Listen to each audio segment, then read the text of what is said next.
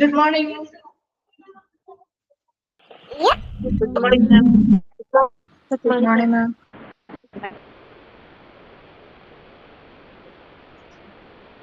Okay, നമ്മൾ കഴിഞ്ഞ ദിവസം എവിടെ വരെ എടുത്തു നിർത്തിയത്? അസസ്മെന്റ് വരെയല്ലേ എടുത്തു നിർത്തിയേ? അതെ മാം, അസസ്മെന്റ് വരുന്നുണ്ട്. അസസ്മെന്റ് ഓക്കെ ആയി. ഓക്കെ, കംപ്ലീറ്റ് ആയിട്ടില്ല, എന്നാലും കുഴപ്പമില്ല കേട്ടാ. ഓക്കെ, അപ്പൊ അസസ്മെന്റ് വരെയാണ് നമ്മൾ എടുത്തു നിർത്തിയത് അല്ലെ? ഓക്കെ, അസസ്മെന്റ് എന്ന് പറഞ്ഞാൽ എന്താന്ന് പറഞ്ഞേ? എന്താണ് ശരിക്കും അസസ്മെന്റിൽ നമ്മൾ പറഞ്ഞത്? എന്താണ് മനസ്സിലായത് അസസ്മെന്റ് എന്ന് പറഞ്ഞാല്?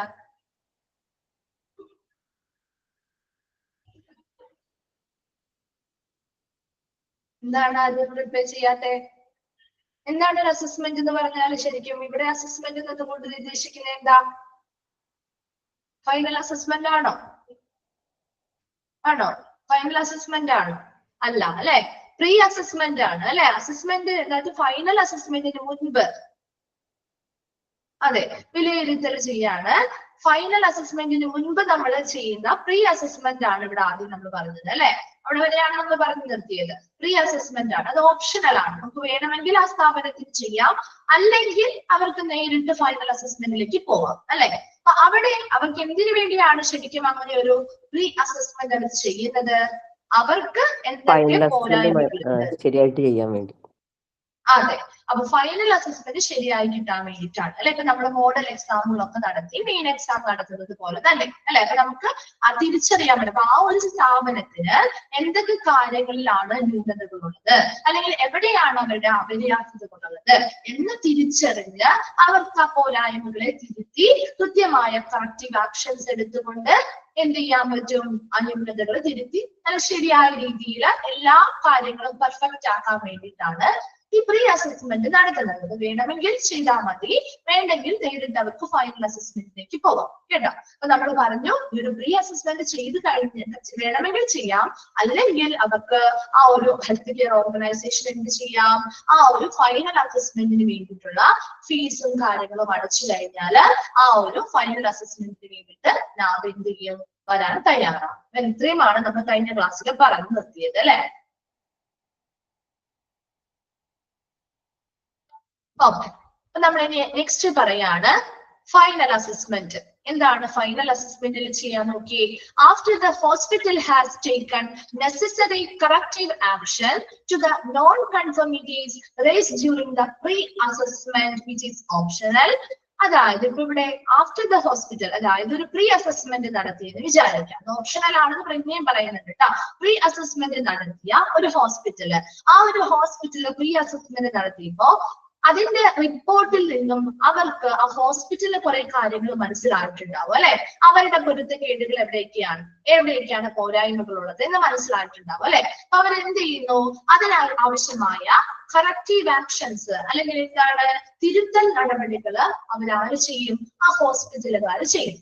അങ്ങനെ ആ ഹോസ്പിറ്റലുകാർ ചെയ്ത് കഴിഞ്ഞ് the NAB shall propose to constitute an assessment team for the final assessment. അപ്പൊ ഇവിടെ അസസ്മെന്റ് പ്രീ അസസ്മെന്റ് ചെയ്തു, അവർ അതിനുശേഷം ആ റിപ്പോർട്ട് പ്രകാരം അവർക്ക് ആവശ്യമായ തിരുത്തൽ നടപടികളൊക്കെ ചെയ്ത് പെർഫെക്റ്റ് ആക്കിയിരിക്കുകയാണെങ്കിൽ, അവർ ഫീസും കാര്യങ്ങളൊക്കെ അടച്ച് ഓക്കെ ആണെങ്കിൽ ആ ലാബ് എന്ത് ചെയ്യുന്നു? shall propose to constitute an assessment team for the final assessment. ആ ഹോസ്പിറ്റലിൽ അല്ലെങ്കിൽ ആ ഒരു ഹെൽത്ത് കെയർ ഓർഗനൈസേഷനെ അസസ് ചെയ്യാൻ അല്ലെങ്കിൽ വിലയിരുത്തുന്നതിന് വേണ്ടി ലാബ് എന്ത് ചെയ്യും? ഒരു അസസ്മെന്റ് ടീമിനെ രൂപീകരിക്കും. Then, however, as mentioned earlier, the HCOs can directly go for final assessment without opting for pre-assessment. നമ്മൾ നേരത്തെ പറഞ്ഞ കാര്യം തന്നെയാണ് അല്ലെ. ഹെൽത്ത് കെയർ ഓർഗനൈസേഷൻ നമ്മൾ നേരത്തെ പറഞ്ഞ പോലെ തന്നെ ഒരു ഹെൽത്ത് കെയർ ഓർഗനൈസേഷനിൽ പ്രീ അസസ്മെന്റിന് പോവാതെയും നേരിട്ട് അവർക്ക് ഫൈനൽ അസസ്മെന്റിന് പോവാൻ സാധിക്കും. പ്രീ അസസ്മെന്റ് വേണമെന്ന് നിർബന്ധമില്ല കേട്ടോ.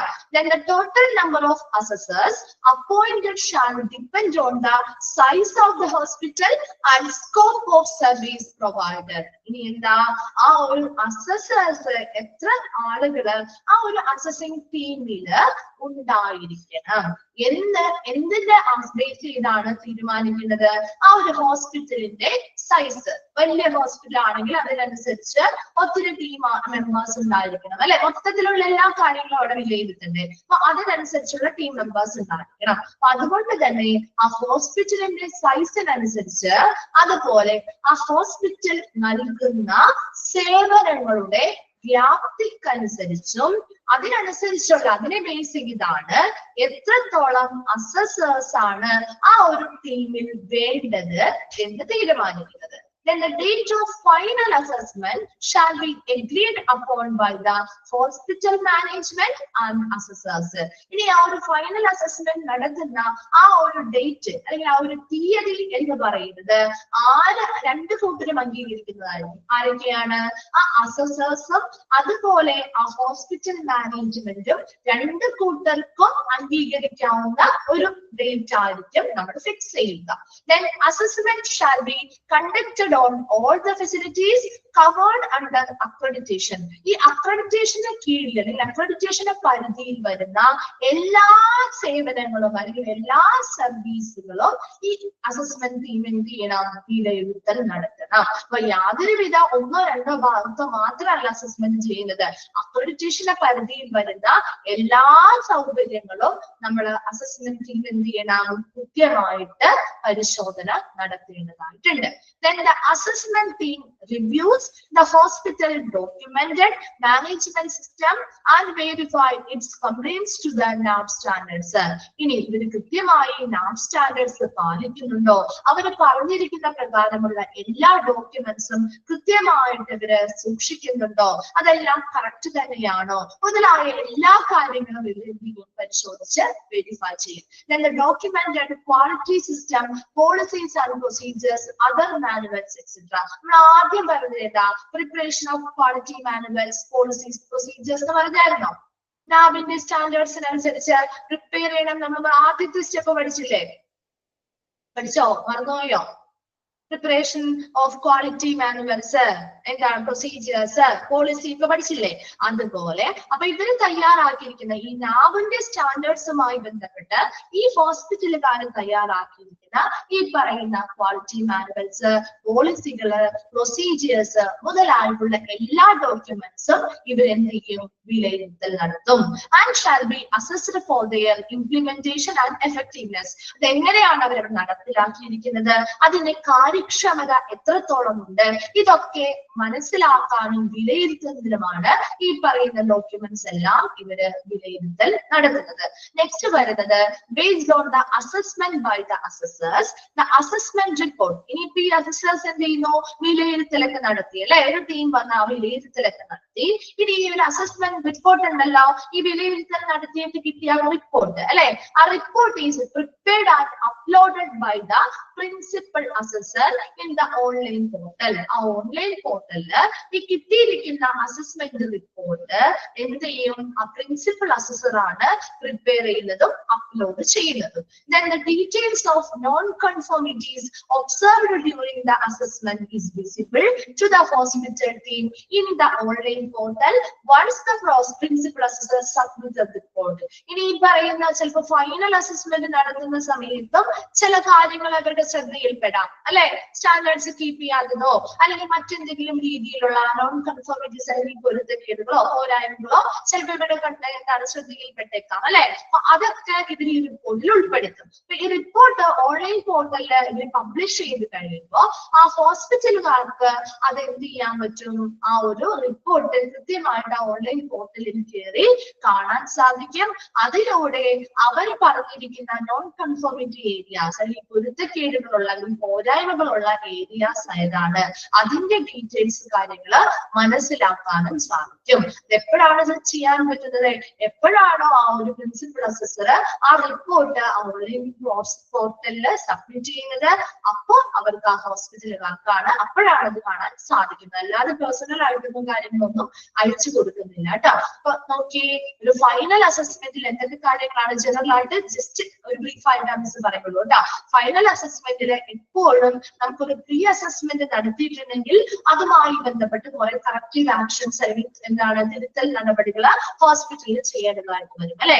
അങ്ങനെ എല്ലാ കറക്റ്റീവ് ആക്ഷൻസും കഴിഞ്ഞു ഫൈനൽ ആയിട്ട് നമ്മുടെ ഫീസും കാര്യങ്ങളും ഒക്കെ കെട്ടിക്കഴിഞ്ഞാല് ഫൈനൽ അസസ്മെന്റിന് വേണ്ടി നാം എന്ത് ചെയ്യുന്നു, ഒരു ടീമിനെ സെറ്റ് ചെയ്യും അല്ലെ, ടീമിനെ രൂപീകരിക്കും. ആ ടീം മെമ്പേഴ്സ് ആയിരിക്കും ഈ പറയുന്ന ആ ഹോസ്പിറ്റലിനെ അത്തോറിറ്റി ചെയ്യാൻ എന്താണ് അംഗീകാരം നൽകാനായിട്ട് അസസ്മെന്റിനായിട്ട് വരുന്നത്. അപ്പൊ ഈ ടീമിനെ എങ്ങനെയാണ് നമ്മൾ സെലക്ട് ചെയ്യുന്നത്, എത്ര നമ്പേഴ്സ് വേണമെന്ന് സെലക്ട് ചെയ്യുന്നത് എന്തിന്റെ അടിസ്ഥാനത്തിലാണ്, ആ ഹോസ്പിറ്റലിന്റെ സൈസിന്റെയും അവര് കൊടുക്കുന്ന സേവനങ്ങളുടെ വ്യാപ്തിയുടെയും അടിസ്ഥാനത്തിലാണ് ആ ടീം എത്ര മെമ്പേഴ്സ് അടങ്ങിയ ഒരു ടീം ആയിരിക്കണം അത് എന്ന് തീരുമാനിക്കുന്നത്.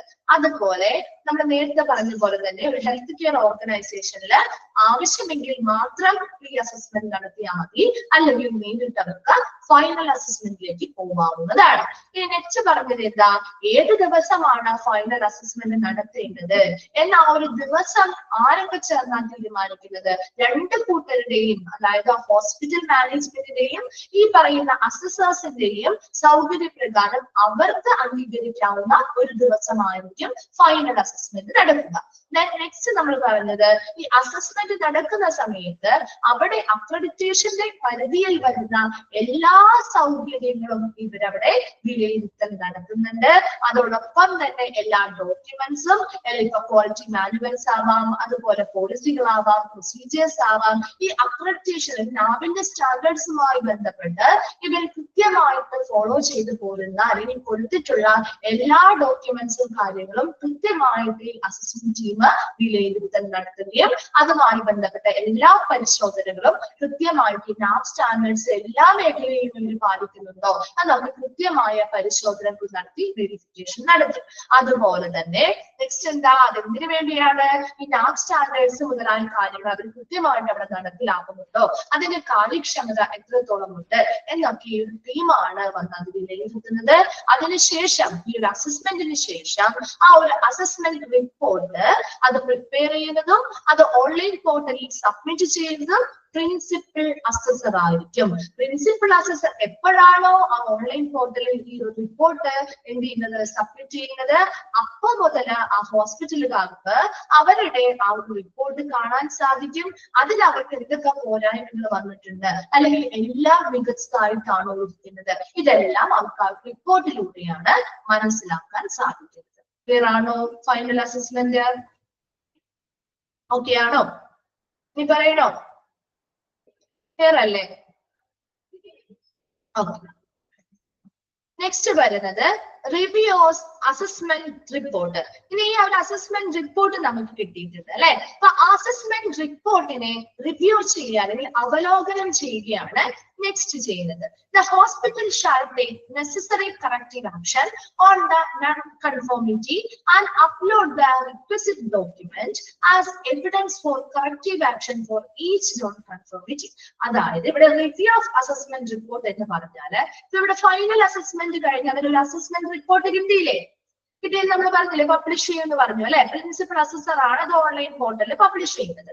അങ്ങനെ പബ്ലിഷ് ചെയ്ത് കഴിയുമ്പോ ഈ പറയുന്ന ഹോസ്പിറ്റലിന് ഈ പറയുന്ന എന്തെങ്കിലും പോരായ്മകൾ അവർ അതിൽ ചൂണ്ടിക്കാണിച്ചിട്ടുണ്ട് എങ്കിൽ ഇവർക്ക് അത് തിരുത്താനുള്ള ഒരു അവസരം നാം കൊടുക്കുന്നുണ്ട്.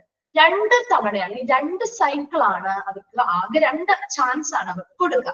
ആ രണ്ട് ചാൻസിലൂടെ ഇവരെ ഈ പറയുന്ന പോരായ്മകളൊക്കെ തിരുത്തി കൃത്യമായിട്ടുള്ള കാര്യങ്ങൾ ചെയ്യുകയാണെങ്കിൽ നാം എന്ത് ചെയ്യും, എന്ത് കൊടുക്കും, അവർക്ക് അംഗീകാരം നൽകും. അതേസമയം ആ രണ്ട് ചാൻസിനുള്ളിൽ അവരത് ചെയ്തിരിക്കണം, അതാണ് ഇവിടെ പറയുന്നത്. അതുകൊണ്ടാണ് ഇവിടെ റിവ്യൂ ഓഫ് അസസ്മെന്റ് എന്ന് പറയുന്ന ആ ഒരു പോർഷൻ വന്നിരിക്കുന്നത് കേട്ടോ. അപ്പൊ നോക്കിയേ, ഹോസ്പിറ്റലിൽ കിട്ടിയിരിക്കുന്ന ആ ഒരു അസസ്മെന്റ് റിപ്പോർട്ടിനെ ആ ഹോസ്പിറ്റൽ എന്ത് ചെയ്യുന്നു, അവലോകനം ചെയ്യുന്നു അല്ലെങ്കിൽ റിവ്യൂ ചെയ്യുന്നു. അങ്ങനെ റിവ്യൂ ചെയ്ത് കഴിയുമ്പോൾ ആ അസസ്മെന്റ് ടീം രേഖപ്പെടുത്തിയിട്ടുള്ള നോൺ കൺഫോമിറ്റീസ് അല്ലെങ്കിൽ പൊരുത്തക്കേടുകൾ അല്ലെങ്കിൽ പോരായ്മകൾ എന്തൊക്കെയാണോ അതിനനുസരിച്ചുള്ള തിരുത്തൽ നടപടികൾ അല്ലെങ്കിൽ കറക്റ്റീവ് ആക്ഷൻസ് ആ ഹോസ്പിറ്റലുകാര് ചെയ്യണം. അങ്ങനെ ചെയ്ത് കഴിഞ്ഞാൽ upload the requisite document as evidence four corrective action for each conformity. ഓരോ പൊരുത്തക്കേടുകളിലും ഓരോ പോരായ്മകളും നമ്മൾ തിരുത്തിയിട്ടുണ്ട്, അതിന് വേണ്ടതായിട്ടുള്ള കാര്യങ്ങൾ ഞങ്ങൾ ഇവിടെ ചെയ്തിട്ടുണ്ട് എന്ന് നാമിനെ ബോധിപ്പിക്കണ്ടേ, അല്ലെങ്കിൽ ആ ഒരു അസസ്മെന്റ് ടീമിനെ ബോധിപ്പിക്കണ്ടേ? അതിനു വേണ്ടി കൃത്യമായ എവിഡൻസുകളോടൊപ്പം, അതായത് നമ്മളിവിടെ ആ ഒരു കറക്റ്റീവ് ആക്ഷൻ കൊണ്ടുവന്നു എന്നത് തെളിയിക്കുന്ന തെളിവോടുകൂടി ആവശ്യമായ ഡോക്യുമെന്റ്സ് എന്ത് ചെയ്യണം? കൃത്യമായി ഈ പറയുന്ന പോർട്ടലിൽ അപ്ലോഡ് ചെയ്ത് കൊടുക്കണം. മനസ്സിലായോ? പറഞ്ഞത് മനസ്സിലായോ? റിവ്യൂ അസസ്മെന്റ് റിപ്പോർട്ടില് എന്താണ് പറഞ്ഞത്? ഹോസ്പിറ്റലുകാര് ആ ഒരു അസസ്മെന്റ് റിപ്പോർട്ടിനെ റിവ്യൂ ചെയ്യുന്നു അല്ലെങ്കിൽ അവലോകനം ചെയ്യുന്നു. അവർക്ക് ഏതൊക്കെ ഇടങ്ങളിലാണോ പോരായ്മകൾ വന്നിരിക്കുന്നത് ആ ഇടങ്ങളിലെ പൊരുത്തക്കേടുകൾ അല്ലെങ്കിൽ പോരായ്മകള് നമുക്ക് എന്ത് ചെയ്യാൻ പറ്റണം? തിരുത്താൻ പറ്റണം, അല്ലെ? തിരുത്തി അതിന് വേണ്ടിയിട്ടുള്ള നടപടിക്രമങ്ങൾ നടത്തണം. അങ്ങനെയുള്ള കറക്റ്റീവ് ആക്ഷൻസ് ഇവർ എടുത്തിട്ടുണ്ടെങ്കിൽ അതിന്റെ തെളിവായിട്ട്, അപ്പൊ ഇവർ എടുത്തെന്ന് പറഞ്ഞാൽ മാത്രം പോരാ, അല്ലെ?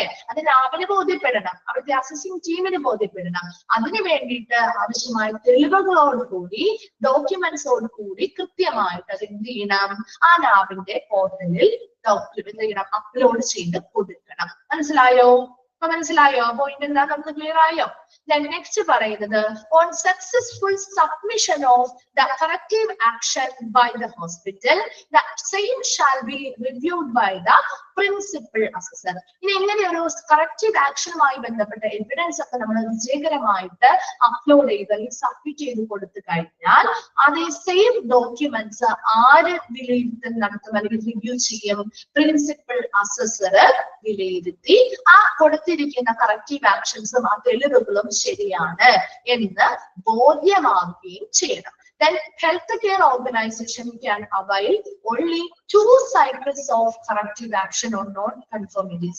ഇങ്ങനെയുള്ള പൊരുത്തക്കേടുകൾക്ക് ശരിയാക്കാൻ വേണ്ടി നമുക്ക് 2 സൈക്കിൾ അല്ലെങ്കിൽ 2 ചാൻസ് മാത്രമേ ഈ പറയുന്ന ഹെൽത്ത് കെയർ ഓർഗനൈസേഷൻസിന് നാം നൽകുന്നുള്ളൂ. Then after satisfactory corrective action is taken by the hospital, the accreditation committee examines the assessment report, additional information received for the hospital and consequent verification.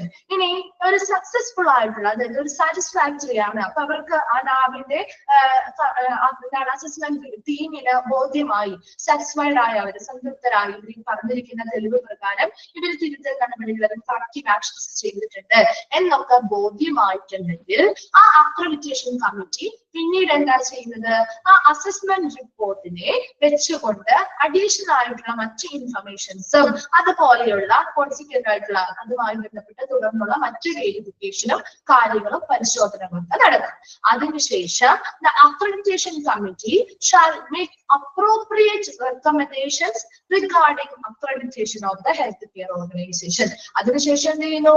ഈ accreditation committee ഈ പറയുന്ന health care ഓർഗനൈസേഷന്റെ അംഗീകാരവുമായി ബന്ധപ്പെട്ടുള്ള ശുപാർശകൾ, ഉചിതമായ ശുപാർശകൾ എന്ത് ചെയ്യും? തയ്യാറാക്കുകയും ചെയ്യും. റിവ്യൂ ഓഫ് അസസ്മെന്റ് റിപ്പോർട്ടില് എന്തൊക്കെ കാര്യങ്ങളാണ് പറഞ്ഞത് ഒന്നുകൂടി ശ്രദ്ധിക്കാണ്ട് അറിയാത്തവര്. റിവ്യൂ ഓഫ് അസസ്മെന്റ് റിപ്പോർട്ടില് ഈ പറയുന്ന ഓൺലൈൻ പോർട്ടലില് പ്രിൻസിപ്പൽ അസസർ സബ്മിറ്റ് ചെയ്തിട്ടുള്ള റിപ്പോർട്ടിന്റെ അവലോകനമാണ് നടത്തുന്നത്. അപ്പൊ അങ്ങനെ ഹോസ്പിറ്റലാണ് അത് അവലോകനം ചെയ്യുന്നത്. അത് ഹോസ്പിറ്റൽ അവലോകനം ചെയ്ത് അവർക്ക് പോരായ്മകളുള്ള ഏരിയാസ് മനസ്സിലാക്കി അതിനാവശ്യമായ കറക്റ്റീവ് ആക്ഷൻസ് അല്ലെങ്കിൽ തിരുത്തൽ നടപടികൾ സ്വീകരിക്കുകയും അങ്ങനെയുള്ള കറക്റ്റീവ് ആക്ഷൻസ് അവരവിടെ ചെയ്തിട്ടുണ്ടെന്ന് തെളിയിക്കുന്നതിനാവശ്യമായ തെളിവോട് കൂടി ഡോക്യുമെന്റ്സ് ആ ഓൺലൈൻ പോർട്ടലിൽ തന്നെ അപ്ലോഡ് ചെയ്യുകയും വേണം. ഈ അപ്ലോഡ് ചെയ്ത ഈ ഡോക്യുമെന്റ്സ് കൃത്യമായിട്ട് പ്രിൻസിപ്പൽ അസസേഴ്സ് വിലയിരുത്തുകയും അത് സാറ്റിസ്ഫൈഡ് ആണ് എന്ന് ബോധ്യമായി കഴിഞ്ഞാൽ അവരെന്ത് ചെയ്യുന്നു? അടുത്ത പ്രൊസീജിയറിലേക്ക് പോകുന്നു, അല്ലെ? ഇനി ഫർദർ ആയിട്ടുള്ള മറ്റു ഡോക്യുമെന്റ്സ് എന്താണോ അവർക്ക് വിലയിരുത്തേണ്ടത് അതുപോലെ തന്നെ തുടർന്നുള്ള മറ്റ് വെരിഫിക്കേഷനും കാര്യങ്ങളൊക്കെ ചെയ്ത് ഈ ഹെൽത്ത് കെയർ ഓർഗനൈസേഷന് ആവശ്യമായിട്ടുള്ള അക്രഡിറ്റേഷനുമായി ബന്ധപ്പെട്ടുള്ള ഉചിതമായ ശുപാർശകൾ ആര് തയ്യാറാക്കും? ഈ അക്രഡിറ്റേഷൻ കമ്മിറ്റി തയ്യാറാക്കുകയും ചെയ്യും. എപ്പോഴും ഈ പറയുന്ന ഹോസ്പിറ്റൽസിന് 2 ചാൻസ് അല്ലെങ്കിൽ 2 സൈക്കിൾ ആണ് ഇത് കറക്റ്റീവ് ആക്ഷന് വേണ്ടി നാബ് കൊടുക്കുന്നത്. മനസ്സിലായോ? ക്ലിയർ ആണോ? Review of assessment report. Okay. Next പറയുന്നത് ഇഷ്യൂ ഓഫ് അക്രഡിറ്റേഷൻ സർട്ടിഫിക്കറ്റ്. ഇനി അടുത്തതായിട്ട് നമ്മൾ അക്രഡിറ്റേഷൻ സർട്ടിഫിക്കറ്റ് ഇഷ്യൂ ചെയ്യാൻ വിതരണം ചെയ്യുന്നതുമായി ബന്ധപ്പെട്ട കാര്യങ്ങൾ. ഇപ്പൊ മറ്റേ പ്രൊസീജിയേഴ്സ് ഒക്കെ കഴിഞ്ഞു അല്ലെ? അതിനുശേഷം ഇനി വിതരണം ചെയ്യാലോ. അവരെ ബന്ധപ്പെട്ട നല്ല രീതിയിലുള്ള എന്താണ് ഉചിതമായ ശുപാർശകളൊക്കെ കൊടുത്തു കഴിഞ്ഞു. ഇനി വിതരണം ചെയ്യാണ് ചെയ്യുന്നത്. ഇഷ്യൂ ഓഫ് സർട്ടിഫിക്കറ്റ് ആണ്. Okay, now shall issue an accreditation certificate to the hospital with a validity of 4 years. Underline ചെയ്തു വെച്ച സെന്റൻസ്. നാബിന് ഒരു അക്രഡിറ്റേഷൻ സർട്ടിഫിക്കറ്റ് നാബ് ഇഷ്യൂ ചെയ്യുന്നുണ്ടെങ്കിൽ ആ സർട്ടിഫിക്കേഷൻ ഹോസ്പിറ്റലിന് എത്ര വർഷത്തേക്കാണ് വാലിഡ് ആയിട്ടുണ്ടാവുക, അല്ലെങ്കിൽ സാധ്യതയുള്ളത് എത്ര വർഷമാണ്? 4 years വാലിഡിറ്റി ആണ് കേട്ടോ ഉണ്ടാവുന്നത്. 4 വർഷത്തെ വാലിഡിറ്റി ആയിരിക്കും ആ ഹോസ്പിറ്റലിൽ ആ ഒരു സർട്ടിഫിക്കറ്റിന് ഉണ്ടായിരിക്കുക. Then the certificate has a unique number and date of validity. ഏതൊരു വാലിഡിറ്റിയുള്ള സർട്ടിഫിക്കറ്റ് അങ്ങനെയല്ലേ, ഒരു യുണീക് നമ്പർ ഉണ്ടാവും അല്ലെ? കോമൺ ആയിട്ട് നമ്മളെ മാത്രം തിരിച്ചറിയാൻ പാകത്തിനുള്ള യുണീക് നമ്പർ ഉണ്ടാവും അല്ലെ? അതുപോലെ ഡേറ്റ് ഓഫ് വാലിഡിറ്റി ഉണ്ടാവില്ലേ? എന്ന് മുതൽ എന്ന് വരെയാണ് ഈ സർട്ടിഫിക്കറ്റിന്റെ വാലിഡിറ്റി എന്ന് കൃത്യമായിട്ട് അതിൽ കാണിച്ചിട്ടുണ്ടാവും. Then the certificate is accompanied by the scope of accreditation. ഇനി എന്താണ് ഈ സർട്ടിഫിക്കറ്റിന്റെ കൂടാതെ, അതിന്റെ കൂടെ സർട്ടിഫിക്കറ്റിന്റെ കൂടെ നമുക്ക് എന്താണ് കിട്ടുക? എന്തായിരിക്കും കിട്ടുക? accompanied by the scope of accreditation. അക്രഡിറ്റേഷന്റെ വ്യാപ്തി കൂടിയാണ് നമുക്ക് ഈ ഒരു സർട്ടിഫിക്കേഷന് കൂടെ ലഭ്യമാകുന്നത് അല്ലെ? ആണോ? ഒരു അക്രഡിറ്റേഷൻ കിട്ടുമ്പോ ആ ഒരു അക്രഡിറ്റേഷന്റെ ആ ഒരു വ്യാപ്തി ആ ഒരു സ്ഥാപനത്തിലേക്കും കിട്ടുന്നുണ്ട് അല്ലെ? ആ ഒരു അക്രഡിറ്റേഷൻ എത്രത്തോളം വലുതാണോ, അല്ലെങ്കിൽ ആ ഒരു അംഗീകാരം എത്രത്തോളം വലുതാണോ, അതേപോലെയുള്ള ആ ഒരു സ്കോപ്പ് നമ്മുടെ ഈ ഒരു ഹോസ്പിറ്റലിലേക്കും ആ സർട്ടിഫിക്കറ്റിലൂടെ കിട്ടുകയാണ് ചെയ്യുന്നത്. Then the applicant hospital must make all the payment due if any to NAB before the issue of certificate. ഇനി എന്താണ് ഒരു സർട്ടിഫിക്കറ്റ്, നാബിന്റെ അക്രഡിറ്റേഷൻ സർട്ടിഫിക്കറ്റ് വിതരണം ചെയ്യുന്നതിന് മുൻപ് നാബില് നമ്മൾ എന്തെങ്കിലും ഫീസോ കാര്യങ്ങളോ ആ ഹോസ്പിറ്റല് കെട്ടാനുണ്ടെങ്കിൽ അതെല്ലാം അടച്ചതിന് ശേഷം മാത്രമേ അവർക്ക് ആ സർട്ടിഫിക്കറ്റ് ഇഷ്യൂ ചെയ്ത് നൽകുകയുള്ളൂ. മനസ്സിലായോ? എല്ലാം നൽകാനുള്ള പേയ്മെന്റ്സും ആ ഹോസ്പിറ്റലുകാര് അടച്ചിരിക്കണം. അപ്പൊ ഇഷ്യൂ ഓഫ് അക്രഡിറ്റേഷൻ സർട്ടിഫിക്കറ്റിൽ എന്തൊക്കെ കാര്യങ്ങളാണ് പറഞ്ഞ് പ്രധാനമായിട്ടും നിങ്ങൾ ശ്രദ്ധിക്കേണ്ടത്, ഒരു നാബിന്റെ അക്രഡിറ്റേഷൻ സർട്ടിഫിക്കറ്റ് എന്ന് പറയുന്നത് ആ ഹോസ്പിറ്റലിൽ എത്ര വർഷമാണ് അതിന്റെ വാലിഡിറ്റി? 4 വർഷമാണ്.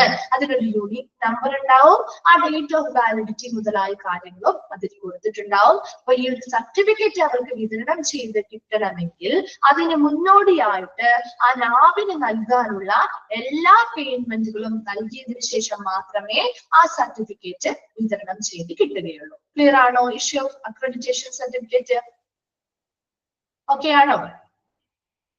ഓക്കെ. Then നെക്സ്റ്റ് പറയുന്നത് surveillance and reassessment. Surveillance ആണ് റീ അസസ്മെന്റുമായി ബന്ധപ്പെട്ട കാര്യങ്ങളാണ് കേട്ടോ. സർവെയിലൻസ് ആൻഡ് റീ അസസ്മെന്റിൽ പറയുന്നത് accreditation to the hospital shall be valid for a period of 4 years. നമ്മൾ നേരത്തെ പറഞ്ഞ കാര്യമാണ് അല്ലെ? ഒരു ഹോസ്പിറ്റൽ അക്രഡിറ്റേഷൻ കിട്ടിയാൽ ആ സർട്ടിഫിക്കറ്റ് 4 വർഷമാണ് അതിന്റെ വാലിഡിറ്റി എന്ന് പറയുന്നത്. The NAB shall conduct surveillance before completion of 20 to 24 months since the date of accreditation of the accredited hospital. അപ്പൊ ഇവിടെ നാം എന്ത് ചെയ്യും? ഇടയ്ക്കിടയ്ക്ക് പരിശോധനകൾ നടത്തും അല്ലെ? നിരീക്ഷണങ്ങൾ നടത്തും. എന്തിനു വേണ്ടിയാണ്? അവിടെ നാബിന്റെ സ്റ്റാൻഡേർഡ്സ് ഒക്കെ കൃത്യമായിട്ട് അവർ പാലിക്കുന്നുണ്ടോ എന്നൊക്കെ മനസ്സിലാവുന്നതിന് വേണ്ടി ഇടയ്ക്കിടയ്ക്ക് നാബ് എന്ത് ചെയ്യാറുണ്ട്? ആ ഒരു ഹോസ്പിറ്റൽസിന് കൃത്യമായ സർവെയിലൻസ് അല്ലെങ്കിൽ മേൽനോട്ടമൊക്കെ വഹിക്കാറുണ്ട്, അല്ലെങ്കിൽ അവിടെ കൃത്യമായ പരിശോധനകളും കാര്യങ്ങളും നടത്താറുണ്ട്.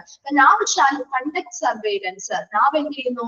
നിരീക്ഷണങ്ങൾ എന്ത് ചെയ്യുന്നു? നടത്തും. എപ്പോഴാണ്? Before completion of 20 to 24 months since the date of accreditation of the accredited hospital. Accreditation കൊടുത്ത ദിവസം മുതൽ 20 മുതൽ 24 മാസം കംപ്ലീറ്റ് ആവുന്ന അല്ലെങ്കിൽ പൂർത്തിയാക്കുന്നതിന് മുൻപ് നാബ് കൃത്യമായിട്ട് ഓരോ ഹോസ്പിറ്റലുകൾക്കും പരിശോധനകൾ അല്ലെങ്കിൽ നിരീക്ഷണങ്ങൾ നടത്താറുണ്ട്. And the hospital shall pay the annual fees every year. ഓരോ വർഷവും എന്ത് ചെയ്യണം? ഹോസ്പിറ്റലിൽ എന്ത് കൊടുക്കണം എന്നാ പറയുന്നത്? നാബിന് ആനുവൽ ഫീസ് അടയ്ക്കേണ്ടതും ഉണ്ട്. അല്ലെങ്കിൽ വാർഷിക ഫീസ് എല്ലാ വർഷവും, 4 വർഷമാണ് അക്രഡിറ്റേഷൻ എങ്കിൽ ആ 4 വർഷവും അവരെന്ത് ചെയ്യണം? ആ ഒരു ആനുവൽ ഫീസ് അടയ്ക്കണം. അത് അക്രഡിറ്റേഷൻ കിട്ടിയാൽ അപ്പോഴും അവർ ഓരോ വർഷവും ആനുവൽ ഫീസ് അടയ്ക്കേണ്ടതായിട്ടുണ്ട്. The first annual fee is before the final assessment and is valid till the end of the first year from the date of accreditation. അതില് ഫസ്റ്റ് ആനുവൽ ഫീ അടയ്ക്കേണ്ടത് എപ്പോഴാണ്? ഫസ്റ്റ് ആനുവൽ ഫീ അടയ്ക്കേണ്ടത്? നമ്മൾ നേരത്തെ പറഞ്ഞിരുന്നു. എപ്പോഴാണ് first annual fee അടയ്ക്കേണ്ടത്? എപ്പോഴാണ്? ഫൈനൽ അസസ്മെന്റിന് മുൻപായിട്ട്, അല്ലെ? Before final assessment. ഫൈനൽ അസസ്മെന്റിന് മുൻപായിട്ടാണ് ഫസ്റ്റ് ആനുവൽ ഫീ അടയ്ക്കേണ്ടത്. And is valid till the end of the first year from the date of accreditation. ആ അക്രഡിറ്റേഷന്റെ ദിവസം മുതൽ ആ ഫൈനൽ ഇയറിന്റെ അവസാനം വരെയും ആ ഒരു വാലിഡിറ്റി ഉണ്ടായിരിക്കും. ഒരു വർഷത്തേക്കുള്ള ആനുവൽ ഫീ അല്ലേ നമ്മൾ അടയ്ക്കുന്നത്. അപ്പൊ എന്നാണോ നമുക്ക് ആ ഒരു അക്രഡിറ്റേഷൻ കിട്ടിയത്, ആ ദിവസം മുതൽ till the end of the first year, ആ ഫസ്റ്റ് ഇയറിന്റെ അവസാനം വരെയും നമുക്ക് ആ ഒരു വാലിഡിറ്റി കിട്ടും കേട്ടോ. അപ്പൊ ഒരു വർഷം എന്ന് പറയുമ്പോൾ ദിവസത്തിൽ വെച്ചാണ് കണക്കാക്കുന്നത്, അല്ലാതെ ഒരു വർഷം ജനുവരി അങ്ങനെയുള്ള കണക്കല്ല. എപ്പോഴാണ് നമുക്ക് ആ ഒരു അക്രഡിറ്റേഷൻ കിട്ടിയത് അത് മുതൽ അടുത്ത വർഷം വരെ ആ ഒരു വർഷം, അത് അങ്ങനെയാണ് കണക്കാക്കുന്നത് കേട്ടോ. Then since then the annual fees shall be due on the same date or month every year. അപ്പൊ അതേ ആനുവൽ ഫീസ് നമ്മൾ അതേ സെയിം ഡേറ്റിലോ അല്ലെങ്കിൽ സെയിം മന്തിലോ ഓരോ വർഷവും നമ്മൾ അടയ്ക്കേണ്ടതായിട്ട് വരും, അല്ലെ? നമ്മൾ അങ്ങനെയല്ലേ ഫീസ് ഒക്കെ അടയ്ക്കുന്നത്? ആനുവൽ ഫീസ് ഒക്കെ അങ്ങനെയല്ലേ അടയ്ക്കുക? ഒന്നില്ലെങ്കിൽ ആ സെയിം മാസം അല്ലെങ്കിൽ ആ സെയിം ഡേറ്റിനായിരിക്കണം അടുത്ത വർഷം അടയ്ക്കേണ്ടത്, അല്ലെ? അതുപോലെ തന്നെയാണ് ഇവിടെ, വ്യത്യാസമൊന്നുമില്ല. The hospital needs to apply online for renewal of accreditation at least 6 months before the expiry of validity of accreditation, for which reassessment shall be conducted. ഇനി എന്താണ്?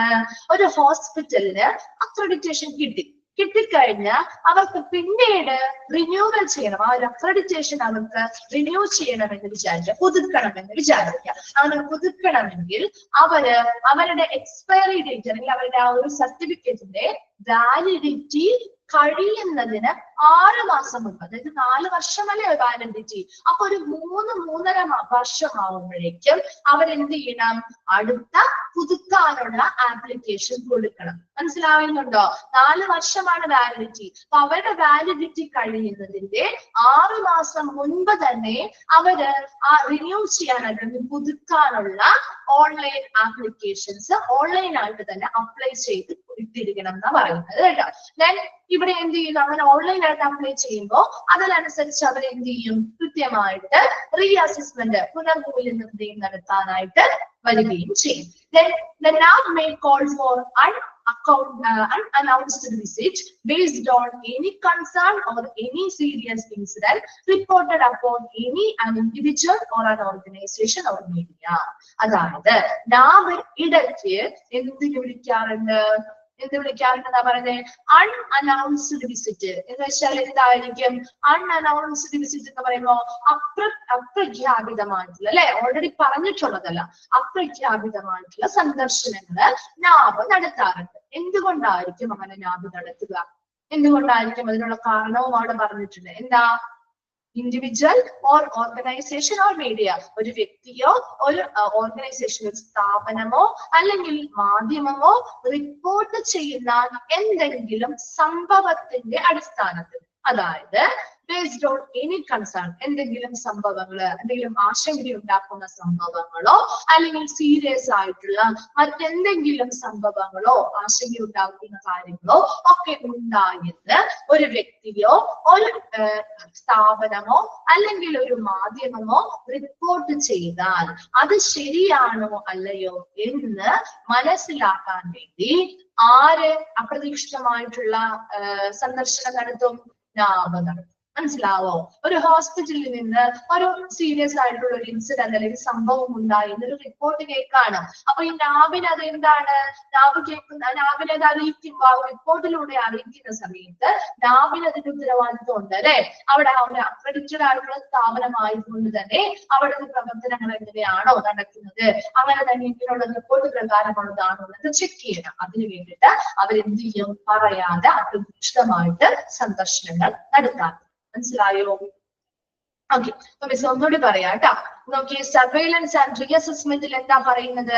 സർവൈലൻസ് ആൻഡ് റീ അസസ്മെന്റിൽ സർവൈലൻസ് നടത്തുക എന്ന് പറഞ്ഞാൽ നാം ഇടയ്ക്കിടയ്ക്ക് നമ്മുടെ അക്രഡിറ്റഡ് ആയിട്ടുള്ള ഹോസ്പിറ്റലില് സന്ദർശനങ്ങളും നിരീക്ഷണങ്ങളും ഒക്കെ നടത്താറുണ്ട്. പ്രധാനമായിട്ടും ഒരു അക്രഡിറ്റഡ് ഹോസ്പിറ്റലില് ആ അക്രഡിറ്റേഷൻ നടത്തിയ ദിവസം മുതൽ 20 മുതൽ 24 മാസം പൂർത്തിയാകുന്നതിന് മുമ്പ് പ്രധാനമായിട്ടും ഒരു സർവൈലൻസ് അല്ലെങ്കിൽ നിരീക്ഷണങ്ങള് നാബ് നടത്താറുണ്ട്. അതുകൂടാതെ നാബ് എല്ലാ വർഷവും നാബിന്റെ വാർഷിക ഫീസ് കൃത്യമായിട്ട് ഓരോ വർഷവും പേ ചെയ്യേണ്ടതാണ്.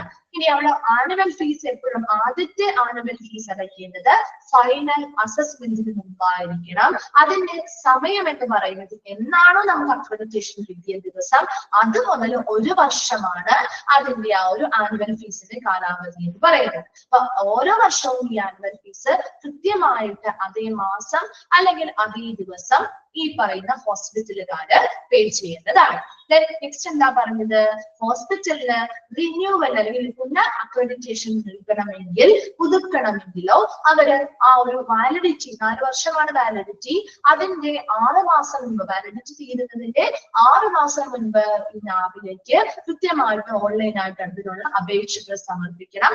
അതിനനുസരിച്ച് നാബ് വന്ന് എന്ത് ചെയ്യും, വിലയിരുത്തൽ നടത്തി കൃത്യമാണ് ഓക്കെ ആണെങ്കിൽ അതിനനുസരിച്ചുള്ള അംഗീകാരങ്ങൾ പുതുക്കി നൽകുകയും ചെയ്യും.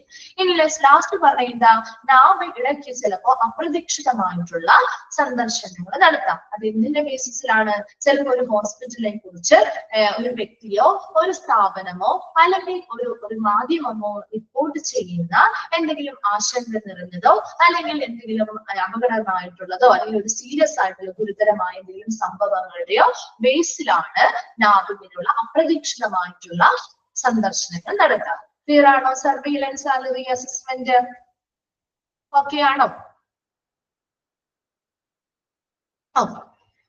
നെക്സ്റ്റ് പറയുന്നത് ഫോക്കസ് അസസ്മെന്റ്. ഫോക്കസ് അസസ്മെന്റിൽ എന്താണ് പറയുന്നത് നോക്കാം. The focus assessment are done in HCO when there are any significant changes with regard to the HCO's activities and operations, such as change in scope of accreditation, change of address or location, change in environment, key technical personnel, etc. ഇവിടെ എന്താ focus assessment എന്ന് പറഞ്ഞാല് is done in HCO, health care ഓർഗനൈസേഷൻസിലാണ് പ്രധാനമായിട്ടും ഈ focus അസസ്മെന്റുകൾ നടത്തുന്നത്. അതായത് there are any significant change, അതായത് ഇപ്പൊ അക്രഡിറ്റേഷൻ ചെയ്യുന്ന പരിധിയിൽ എന്തെങ്കിലും വ്യത്യാസങ്ങൾ വന്നാവാം, അല്ലെങ്കിൽ ആ ഹെൽത്ത് കെയർ ഓർഗനൈസേഷൻ നടത്തുന്ന പ്രവർത്തനങ്ങളിൽ വന്ന മാറ്റങ്ങൾ മൂലമാവാം, അല്ലെങ്കിൽ ആ ഒരു അക്രഡിറ്റേഷൻ കൊടുത്ത സ്ഥാപനത്തിന്റെ അഡ്രസ്സിലോ ലൊക്കേഷനുകളിലോ മാറ്റങ്ങൾ വന്നതുകൊണ്ടാവും. ഇപ്പൊ നമുക്ക് എന്തെങ്കിലുമൊക്കെ ലൊക്കേഷൻ നമുക്ക് എന്തെങ്കിലുമൊക്കെ എന്താണ് പറയാ, നമുക്കൊരു അംഗീകാരം അല്ലെങ്കിൽ സർട്ടിഫിക്കറ്റ് ഒക്കെ നമുക്കൊരു അഡ്രസ്സിൽ ഇഷ്യൂ ചെയ്ത് കിട്ടിയെന്ന് വിചാരിക്കാം. നമ്മൾ അവിടുത്തെ എന്താണ് സ്ഥലം ചേഞ്ച് ചെയ്യാണ്. അപ്പൊ സ്വാഭാവികമായിട്ടും അവരെന്ത് ചെയ്യും, ഒന്നും കൂടി വന്ന് വിസിറ്റ് ചെയ്യില്ലേ, രണ്ടാമത് വന്ന് വിസിറ്റ് ചെയ്യില്ലേ, നമ്മൾ ഈ പറയുന്ന കാര്യം ശരിയാണോ, നമ്മൾ ഈ സ്ഥലം ചേഞ്ച് ചെയ്തോ അല്ലെങ്കിൽ ഈ ലൊക്കേഷൻ നമ്മൾ ചേഞ്ച് ചെയ്തിട്ടുണ്ടോ, അപ്പൊ ആ ലൊക്കേഷനിലും ഇതേ സൗകര്യങ്ങൾ തന്നെ ഉണ്ടോ എന്നൊക്കെ ഇവർക്ക് അറിയാൻ വേണ്ടിയിട്ട് ഓൾറെഡി അവർക്ക് അംഗീകാരം കിട്ടിയവരാണ്. എന്നാൽ പോലും ഈ പറയുന്ന ലൊക്കേഷനിൽ വ്യത്യാസം വന്നാലോ അഡ്രസ്സിൽ വ്യത്യാസം വന്നാലോ അല്ലെങ്കിൽ ചെയ്യുന്ന അവിടുത്തെ പ്രവർത്തനങ്ങളിൽ ചിലപ്പോൾ പല ചേഞ്ചുകൾ വന്നാലോ അല്ലെങ്കിൽ അവിടുത്തെ എൻവയോൺമെന്റിൽ വ്യത്യാസം വന്നാലോ അങ്ങനെയുള്ള എല്ലാ കാര്യങ്ങളുടെയും ചേഞ്ചസ് വരുന്നതിനനുസരിച്ച് അവിടെ ഫോക്കസ് അസസ്മെന്റുകൾ ഹെൽത്ത് കെയർ ഓർഗനൈസേഷനിൽ നടത്തേണ്ടതായിട്ടുണ്ട്. Then hospitals are requested to review policy and procedure related to focus visit to an accredited hospital by visiting the following link. ആ താഴെ കൊടുത്തിരിക്കുന്ന ലിങ്ക് കണ്ടോ, ആ താഴെ കൊടുത്തിരിക്കുന്ന ലിങ്ക് ഉപയോഗിച്ചിട്ട് ഹോസ്പിറ്റലുകാർക്ക് എന്ത് ചെയ്യാം, ഇങ്ങനെയുള്ള ഫോക്കസ് വിസിറ്റുമായി ബന്ധപ്പെട്ട ആ പോളിസികൾ എന്താണ്? നാബ് നൽകിയിരിക്കുന്ന കാര്യങ്ങളാണ് കേട്ടോ. ഒരു ഫോക്കസ് അസസ്മെന്റ് എന്തിനു വേണ്ടി നടത്തണം, എന്തൊക്കെ കാര്യങ്ങൾ വരുമ്പോഴാണ് ശരിക്കും ഒരു ഫോക്കസ് അസസ്മെന്റ് നടത്തേണ്ടത്, അതൊക്കെ നമുക്ക് ആ ഒരു ഹോസ്പിറ്റലുകാർക്ക് അറിയണ്ടേ. അപ്പൊ അതിനു വേണ്ടി നാബ് ഈ പറയുന്ന ലിങ്കിലൂടെ കയറിയാൽ കൃത്യമായ ഇൻഫർമേഷൻസ് കൊടുത്തിട്ടുണ്ടാവും. അപ്പൊ നാബിന്റെ ഈ ലിങ്കിലൂടെ കയറി ഈ ഫോക്കസ് അസസ്മെന്റ് ഏതൊക്കെ സന്ദർഭങ്ങളിലാണ് അവർ നടത്തേണ്ടത്, ഇനി എന്തൊക്കെ പോളിസി ആൻഡ് പ്രൊസീജിയേഴ്സ് ആണ് ഇതുമായി ബന്ധപ്പെട്ട് ആ ഹോസ്പിറ്റലുകാര് നടത്തേണ്ടത് അല്ലെങ്കിൽ നിർവഹിക്കേണ്ടത് മുതലായ കാര്യങ്ങളൊക്കെ കൃത്യമായിട്ട് ഈ ഒരു ലിങ്കിൽ വിസിറ്റ് ചെയ്താൽ ആ ഹോസ്പിറ്റലുകാർക്ക് എന്ത് ചെയ്യാൻ പറ്റും, മനസ്സിലാക്കാൻ പറ്റും. ഫോക്കസ് അസസ്മെന്റ് എന്ന് പറഞ്ഞാല് ആ ഹെൽത്ത് കെയർ ഓർഗനൈസേഷനിലെ പ്രവർത്തനങ്ങളിലോ ആക്ടിവിറ്റീസിലോ മാറ്റങ്ങൾ വന്നാലോ അതിന്റെ ആ ഒരു പരിധിയിലുള്ളിലുള്ള ആയിട്ടുള്ള ആ ഒരു പരിധിയിൽ വ്യത്യാസം വന്നാലോ അവിടെ അഡ്രസ്സിലോ ലൊക്കേഷനിലോ എൻവയോൺമെന്റിലോ അല്ലെങ്കിൽ അവിടെ വർക്ക് ചെയ്യുന്ന ജീവനക്കാരിലോ ഒക്കെ വ്യത്യാസങ്ങൾ വന്നാല് അതിനനുസരിച്ച് ഒന്നുകൂടി വിലയിരുത്തൽ നടത്തുന്നതിന് വേണ്ടി ഫോക്കസ് അസസ്മെന്റുകൾ നടത്തണം. അപ്പൊ എങ്ങനെയാണ് ഫോക്കസ് അസസ്മെന്റ് നടത്തേണ്ടത്, എന്തിനൊക്കെ വേണ്ടിയാണ് ഫോക്കസ് അസസ്മെന്റ് നടത്തേണ്ടത്, അതിനുവേണ്ടി നമ്മൾ ഹോസ്പിറ്റൽ പാലിക്കേണ്ടതായ പോളിസി പ്രൊസീജിയേഴ്സ് മുതലായവയൊക്കെ താഴെ കൊടുത്തിരിക്കുന്ന ലിങ്കിലൂടെ കയറിയാൽ കൃത്യമായ ആ ലിങ്കിലൂടെ നാബ് അതിന്റെ വിശദീകരണങ്ങൾ നൽകുകയും അത് കണ്ട് ഹോസ്പിറ്റലുകാർക്ക് മനസ്സിലാക്കാനും സാധിക്കും. മനസ്സിലായോ ഫോക്കസ് അസസ്മെന്റ് എന്താണ്? ക്ലിയർ ആണോ? ഓക്കെ. നെക്സ്റ്റ് പറയുന്നത് സർപ്രൈസ് അസസ്മെന്റ്. നമ്മൾ നേരത്തെ പറഞ്ഞ പോലെ തന്നെ അല്ലെ, സർപ്രൈസ് അസസ്മെന്റ് എന്തിനായിരിക്കും നടത്തുക? സർപ്രൈസ് അസസ്മെന്റ് എന്തിനു വേണ്ടിയാ സർപ്രൈസ് അസസ്മെന്റ് നടത്തുന്നേ? എന്തെങ്കിലും മീഡിയ റിപ്പോർട്ട്സ് കാര്യങ്ങളുണ്ടെങ്കിൽ സർപ്രൈസ് അസസ്മെന്റ് നടത്തും അല്ലെ. അല്ലാതെങ്കിലും എന്താണ് അവിടെ നല്ല രീതിയിൽ കാര്യങ്ങൾ നടത്തുന്നുണ്ടോ എന്നൊക്കെ പെട്ടെന്ന് എന്തെങ്കിലും സഡൻ ആയിട്ടാണ് അവിടെ ഒരു അസസ്മെന്റ് നടത്തുക. അപ്പൊ കുറച്ചുകൂടി കാര്യങ്ങൾ മനസ്സിലാക്കാൻ പറ്റും അല്ലെ. നമ്മൾ ഒരു കാര്യം നമ്മൾ നേരത്തെ പറഞ്ഞ കാര്യം തന്നെയാണ്. Okay, now may conduct surprise assessment at accreditation hospital periodically to evaluate the compliance to the accreditation standards, as hospitals are expected to adhere to the non-accreditation standards at any given point of time once the healthcare organization is accredited. ഒരു പ്രാവശ്യം ഒരു health care ഓർഗനൈസേഷന് അംഗീകാരം ലഭിച്ചു കഴിഞ്ഞാൽ അതുമായി ബന്ധപ്പെട്ട് ഏത് നിമിഷം വേണമെങ്കിലും അല്ലെ, എപ്പോ വേണമെങ്കിലും അല്ലെങ്കിൽ ഏത് സമയത്ത് വേണമെങ്കിലും നാബ് എന്ത് ചെയ്യുന്നുണ്ട്, ഇങ്ങനെയുള്ള സർപ്രൈസ് ആയിട്ടുള്ള അസസ്മെന്റുകൾ നടത്താറുണ്ട്. എന്തിനു വേണ്ടിയാ? ഈ പറയുന്ന കൃത്യമായ സ്റ്റാൻഡേർഡ്സ്, ആ അക്രഡിറ്റേഷനുമായി ബന്ധപ്പെട്ട സ്റ്റാൻഡേർഡ്സ് അവർ പാലിക്കുന്നുണ്ടോ എന്ന് വിലയിരുത്തൽ നടത്താൻ വേണ്ടിയിട്ടും ആ ഒരു അക്രഡിറ്റേഷൻ സ്റ്റാൻഡേർഡ്സ് അവരവിടെ കൃത്യമായിട്ട് ഫോളോ ചെയ്യുന്നുണ്ട്. അത് എല്ലാ ഏരിയയിലും, ഒരു ഏരിയ മാത്രമല്ല എല്ലാ ഏരിയയിലും ഒരേപോലെ അവർ നിലനിർത്തുന്നുണ്ട് എന്നൊക്കെ വിലയിരുത്താൻ വേണ്ടിയാണ് ഈ സർപ്രൈസ് അസസ്മെന്റുകൾ നടത്തുന്നത്. And the surprise visit can also happen in response to adverse media reports. Report എന്നാണ് അവിടെ, റിപ്പോർട്ട്സ് എന്നാണ്. നമ്മൾ നേരത്തെ പറഞ്ഞ പോലെ ഒരു അഡ്വേഴ്സ്ഡ് ആയിട്ടുള്ള ഒരു പ്രതികൂലമായിട്ടുള്ള മീഡിയ റിപ്പോർട്ട്സോ കാര്യങ്ങളോ ഉണ്ടായാൽ അതിനെതിരെ പ്രതികരിക്കുന്നതിന് വേണ്ടി ഈ പറയുന്ന സർപ്രൈസ് വിസിറ്റുകൾ ഹോസ്പിറ്റലിൽ നാബ് നടത്താറുണ്ട്. Then the hospitals are requested to view policy and procedures related to surprise visit to an accredited hospital by visiting the following link. ഈ താഴെ പറയുന്ന ലിങ്ക് ഉപയോഗിച്ചുകൊണ്ട് ഒരു നാബിന്റെ സർപ്രൈസ് വിസിറ്റ് എങ്ങനെയാണ്, അതിൽ ആ ഹോസ്പിറ്റൽ പാലിക്കേണ്ടതായിട്ടുള്ള പോളിസി ആൻഡ് പ്രൊസീജിയേഴ്സ് എന്താണെന്നൊക്കെ ഈ ഒരു ലിങ്ക് വഴി കയറിയാൽ ആ ഒരു ഹോസ്പിറ്റലിന് മനസ്സിലാവുകയും ചെയ്യും. അപ്പൊ സർപ്രൈസ് അസസ്മെന്റ് എന്ന് പറയുന്നത് നമുക്കറിയാം അല്ലെ, അവിടെ പ്രോപ്പർ ആയിട്ട് നാബ് സ്റ്റാൻഡേർഡ്സ് കൃത്യമായിട്ട് എസ്റ്റാബ്ലിഷ് ചെയ്തിട്ടുണ്ടോ, അത് അവരവിടെ എല്ലാ മേഖലയിലും പാലിക്കുന്നുണ്ടോ എന്നൊക്കെ ആനുകാലികമായിട്ട് ഇടയ്ക്കിടയ്ക്ക് വിലയിരുത്തൽ നടത്താൻ വേണ്ടി ഏത് നിമിഷം വേണമെങ്കിലും നാബിന് സർപ്രൈസ് അസസ്മെന്റുകൾ നടത്താം. അത് കൂടാതെ പ്രതികൂലമായിട്ടുള്ള എന്തെങ്കിലും മാധ്യമ റിപ്പോർട്ടുകളോ കാര്യങ്ങളോ വന്നാലും ഇങ്ങനെയുള്ള സർപ്രൈസ് അസസ്മെന്റുകൾ നടത്താറുണ്ട്. മനസ്സിലായോ സർപ്രൈസ് അസസ്മെന്റ്? ക്ലിയർ ആണോ? ഓക്കെ. നെക്സ്റ്റ് പറയുന്നത് guide lines four using the accreditation mark. ഇനി നമ്മുടെ ഇങ്ങനെ അക്രഡിറ്റേഷൻ കിട്ടിക്കഴിയുമ്പോൾ ഒരു അക്രഡിറ്റേഷൻ മാർക്ക് കിട്ടില്ലേ, കിട്ടോ? നാബിന്റെ മാർക്ക് കണ്ടായിരുന്നോ? നമ്മൾ പഠിച്ചില്ലേ, ഒരു 5 പഠിച്ച 17 അക്രഡിറ്റേഷൻ മാർക്ക് കണ്ടില്ലേ?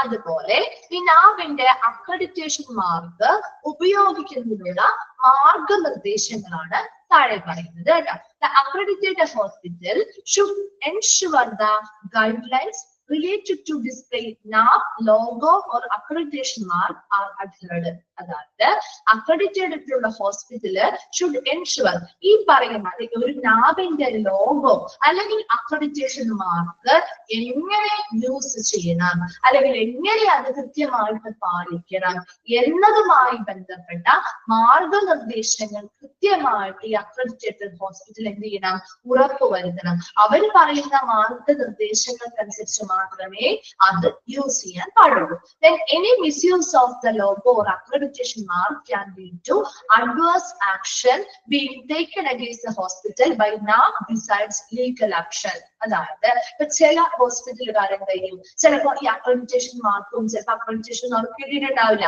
അവരെന്ത് ചെയ്യും, മറ്റുള്ളവരെ ബോധിപ്പിക്കാൻ വേണ്ടി ചിലപ്പോൾ ഈ ഒരു മാർക്ക് എന്ത് ചെയ്യാം, മിസ്യൂസ് ചെയ്യാം, അല്ലെ, അനധികൃതമായിട്ട് ഉപയോഗിച്ചൂടെ, അവർക്ക് കിട്ടിയെന്ന നിലയ്ക്ക് അവർ ഉപയോഗിച്ചൂടെ. അങ്ങനെ ഉപയോഗിക്കുകയാണെങ്കിൽ അതെന്താണ്, മിസ്യൂസ്, ഈ ഒരു അക്രഡിറ്റേഷൻ ലോഗോ അല്ലെങ്കിൽ അക്രഡിറ്റേഷൻ മാർക്ക് മിസ്യൂസ് ചെയ്യുക, ദുരുപയോഗം ചെയ്യുകയാണെങ്കിൽ അതെന്താണ്, ഒരു adverse action being taken by NABH എന്ത് ചെയ്യുന്നു, അതിനെതിരെ ഒരു പ്രതികൂല നടപടികൾ എടുക്കും. അതോടൊപ്പം തന്നെ നിയമ നടപടികൾക്കും അവര് വിധേയമാകേണ്ടതായിട്ട് വരും. Then hospitals are requested to review guidelines related to use NAB logo or accreditation mark by visiting the following link. ഈ താഴെ കൊടുത്തിരിക്കുന്ന ലിങ്ക് ഉപയോഗിച്ചുകൊണ്ട് നാബിന്റെ ലോഗോ അല്ലെങ്കിൽ അക്രഡിറ്റേഷൻ മാർക്ക് എങ്ങനെയാണ് കൃത്യമായ മാർഗനിർദ്ദേശങ്ങൾക്കനുസരിച്ച് യൂസ് ചെയ്യേണ്ടത് എന്നുള്ളതാണ് ഈ ലിങ്കിൽ കൊടുത്തിരിക്കുന്നത്. അപ്പൊ ഹോസ്പിറ്റലുകാരോട് എപ്പോഴും റിക്വസ്റ്റ് ചെയ്യാറുണ്ട്, അത് കണ്ട് മനസ്സിലാക്കി വേണം അത് പ്രോപ്പർ ആയിട്ട് യൂസ് ചെയ്യാൻ. മിസ്യൂസ് ചെയ്താൽ അതിനനുസരിച്ചുള്ള നിയമ നടപടികളും അതുപോലെ തന്നെ ലീഗൽ ആക്ഷൻസും അവർക്കെതിരെ ഉണ്ടാവും. മനസ്സിലായോ? അത് guide lines four using accreditation mark simple ആയിട്ടുള്ള കാര്യമാണ്, നല്ല രീതിയിൽ യൂസ് ചെയ്യുക എന്ന് മാത്രമേ ഉള്ളൂ കേട്ടോ. നെക്സ്റ്റ് വരുന്നത് ഡിസ്ക്ലെയിമർ ആൻഡ് ഇൻഡെമിനിറ്റി. അതായത് ഇവിടെ നമുക്ക് ഇപ്പൊ ഒരു നാബിന്റെ അംഗീകാരം കിട്ടിയെന്ന് വിചാരിക്കാം. അപ്പൊ അത് ചിലപ്പോ നമുക്ക് നിഷേധിക്കാം, ആ നാബിന് ചിലപ്പോൾ അത് നിഷേധിക്കാം, അല്ലെങ്കിൽ നഷ്ടപരിഹാരം ഈടാക്കാം. അത് എന്തൊക്കെ സിറ്റുവേഷൻ വരുമ്പോഴാണ് നാബിന് ഈ പറയുന്ന അംഗീകാരങ്ങൾ നിഷേധിക്കാനും അവരിൽ നിന്ന് നഷ്ടപരിഹാരം ഈടാക്കാനും സാധ്യതയുള്ളത്? മനസ്സിലായോ എന്താ പറയുന്നത്? ഒരു നാബ് ഒരു അംഗീകാരം കൊടുത്തു ഒരു സ്ഥാപനത്തിന്, ആ സ്ഥാപനം അതേ രീതിയിലുള്ള കാര്യങ്ങളല്ല ചെയ്യുന്നത്, അത് വളരെ മോശമായ രീതിയിൽ അത് ദുരുപയോഗം ചെയ്തു കഴിഞ്ഞാല് നാബിന് എന്ത് ചെയ്യാം, ആ അംഗീകാരം എന്ത് ചെയ്യാം, ക്യാൻസൽ ചെയ്യാം, അല്ലെ, അവർക്ക് നിഷേധിക്കാൻ പറ്റില്ലേ? പറ്റും, അല്ലെ. അവരിൽ നിന്ന് എന്ത് ചെയ്യാം, ഇൻഡെമിനിറ്റി എന്ന് പറഞ്ഞാൽ നഷ്ടപരിഹാരമൊക്കെ ചിലപ്പോ വാങ്ങാൻ സാധ്യതയുണ്ട്. അപ്പൊ അത് ഏതൊക്കെ സിറ്റുവേഷനിലാണെന്നാണ് പറയുന്നത് കേട്ടോ. നോക്കിയേ, now reserves the right to act even cancel the accreditation awarded to a hospital in following condition. താഴെ പറയുന്ന കണ്ടീഷൻസിനനുസരിച്ച് ഒരു നാബിന് എന്ത് റൈറ്റ് ഉണ്ടെന്നാ പറയുന്നത്? ഒരു അക്രഡിറ്റേഷൻ കൊടുത്തിരിക്കുന്ന ഹോസ്പിറ്റലിന്റെ ആ അംഗീകാരത്തെ പ്രവർത്തിപ്പിക്കാനും, ഹോസ്പിറ്റലിന്റെ അംഗീകാരം പ്രവർത്തിപ്പിക്കാനും അതുപോലെ തന്നെ ക്യാൻസൽ ചെയ്യാനുമുള്ള ഒരു അവകാശം നാബിനുണ്ട്. മനസ്സിലായോ? ശരിയായ രീതിയിലുള്ള കാര്യങ്ങളാണ് ചെയ്യുന്നതെങ്കിൽ നാബ് ആ ഹോസ്പിറ്റൽ അംഗീകാരം കൊടുക്കുന്നു, ആ അംഗീകാരത്തിനനുസരിച്ച് ആ ഹോസ്പിറ്റലിന് പ്രവർത്തിക്കാം.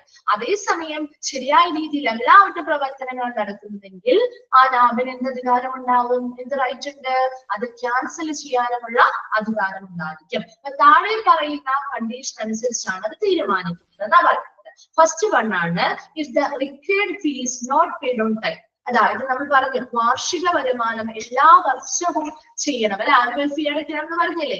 അങ്ങനെ ആവശ്യമായിട്ടുള്ള ഫീസ് കൃത്യമായി ഇവർ അടച്ചില്ല എങ്കിൽ നാബിന് എന്ത് കട്ട് ചെയ്യാം, എന്താക്കാം, ക്യാൻസൽ ചെയ്യാം, അല്ലെ. ആ ഒരു അംഗീകാരം ക്യാൻസൽ ചെയ്യാൻ സാധിക്കില്ലേ? റൈറ്റ് ഉണ്ടോ? ഉണ്ട്. രണ്ടാമത്തത്, any adverse action taken by any regulatory bodies against the hospital. അതായത് ആ ഹോസ്പിറ്റലിനെതിരായിട്ട് ഏതെങ്കിലും റെഗുലേറ്ററി ബോഡീസ്, ഏതെങ്കിലും നിയന്ത്രണ ബോഡീസ് എന്തെങ്കിലും അഡ്വേഴ്സ് ആക്ഷൻസ് അല്ലെങ്കിൽ പ്രതികൂല നടപടികൾ സ്വീകരിക്കുകയാണെങ്കിൽ അതിന്റെ ഫലമായിട്ട് നാബിന് ആ അംഗീകാരം റദ്ദ് ചെയ്യാം. മനസ്സിലാവുന്നുണ്ടോ? അപ്പൊ നാബിന് അംഗീകാരം ലഭിക്കുക എന്ന് പറയുമ്പോൾ എല്ലായിടത്തും കൃത്യമായി എല്ലാ കാര്യങ്ങളും പാലിക്കണം എന്നാണ്, അല്ലെ. അല്ലെ? സ്റ്റാൻഡേർഡ്സ് കൃത്യമായിട്ട് പാലിക്കണം എന്നല്ലേ? അപ്പൊ എവിടെയെങ്കിലും ഒക്കെ പോരായ്മകളോ കാര്യങ്ങളോ വന്നത് കൊണ്ടായിരിക്കില്ലേ ഏതെങ്കിലും റെഗുലേറ്ററി ബോഡീസ് പ്രതികൂല നടപടികൾ സ്വീകരിച്ചിട്ടുണ്ടാവുക? അല്ലെ? ആയിരിക്കും. അപ്പൊ അതുകൊണ്ട് തന്നെ അതിന്റെ ഫലമായിട്ടും ആ ഒരു നാബിന് ആ കാരണത്താൽ ഈ ഹോസ്പിറ്റലിന്റെ അംഗീകാരം ക്യാൻസൽ ചെയ്യാനായിട്ടുള്ള റൈറ്റ്സ് ഉണ്ട്. മൂന്നാമത്തത് സീരിയസ് പേഷ്യന്റ് സേഫ്റ്റി ഇഷ്യൂസ്.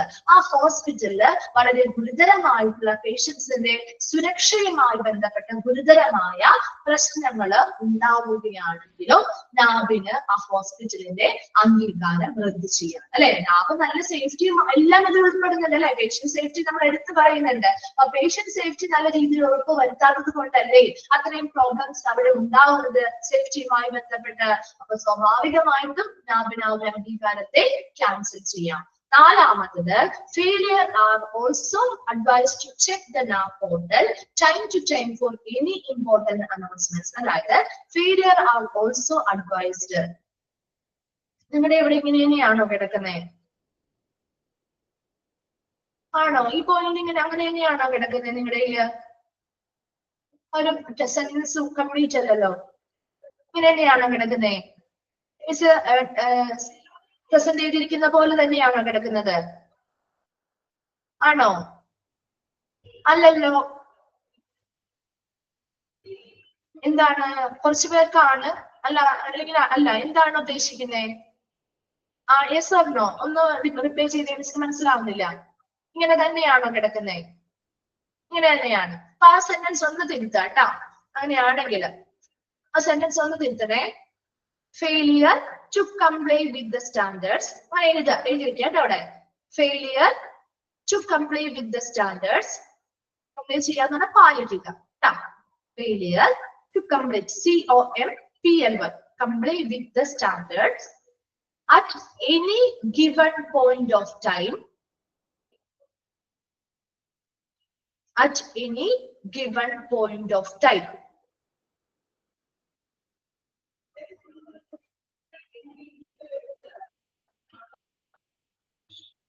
എഴുതിയോ? മിസ് പറയുന്നത് എഴുതിയോ? ഇല്ലാത്തവരുണ്ടെങ്കിൽ എഴുതി വെക്കണം കേട്ടോ. അത് സെന്റൻസ് ഒന്നുകൂടി പറയണോ? Failure to comply with the standards at any given point of time.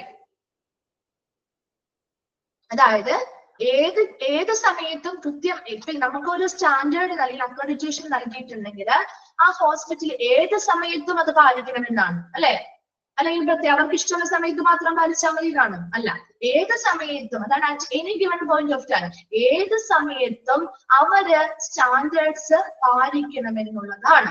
അങ്ങനെ ഏത് സമയത്തും ചിലപ്പോൾ അവർക്ക് സ്റ്റാൻഡേർഡ് പാലിക്കുന്നതിൽ ഫെയിലിയർ ആയാൽ അല്ലെങ്കിൽ അവർ പരാജയപ്പെട്ടാൽ അവിടെ ആ ഒരു അംഗീകാരം നമുക്ക് തിരിച്ചെടുക്കാൻ പറ്റില്ലേ? മനസ്സിലായോ? സെന്റൻസിന്റെ മീനിങ് എന്താണെന്നുള്ളത് അതാണ് കേട്ടോ. നെക്സ്റ്റ് ചിലരുടെ ടെക്സ്റ്റിലുണ്ട് അല്ലെ? ഓക്കെ, ഇല്ലാത്തവരാണെങ്കിൽ ഒന്ന് എഴുതിയെടുത്താൽ മതി കേട്ടോ. ഇല്ലാത്തവരാണെങ്കിൽ എഴുതിയെടുത്താൽ മതി കേട്ടോ. അടുത്ത സെന്റൻസ് വരുന്നത് hospitals are also advised to check. അവിടെ നിങ്ങൾ ആ ഫെയിലിയറിന്റെ അവിടെ ഒരു ആരും ഇട്ടിട്ട്